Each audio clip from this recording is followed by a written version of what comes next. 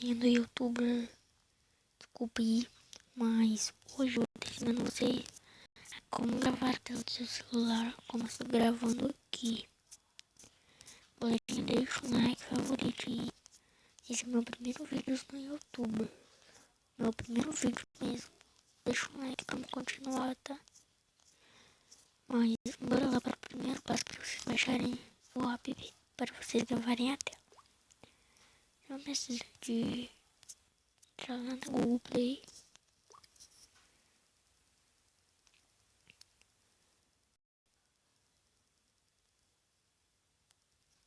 Ver.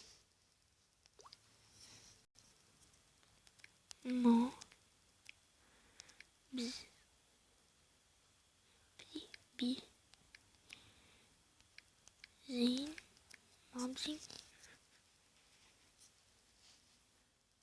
Vamos ver esses dois, esses três montes. Não acredita nenhum. Acredita nesse, ó. Você baixa ele. Depois de baixar ele, vocês vão entrar nele. Vão clicar. Igual você entra. Clica lá em continuar. Posso entrar agora não, porque eu tô gravando nele, ó.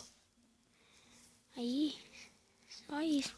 O vídeo é bem curto mesmo, vou ensinando vocês vão ver a história. Escrever mobzine, baixem e pronto. Mas foi esse o vídeo de hoje, galerinha. Obrigada.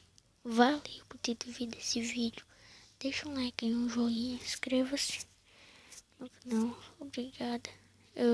Lembrando que vai demorar um pouco para me dar as cortadas no meu vídeo, porque eu não sei cortar, mas tchau. Valeu e fui. Pois é.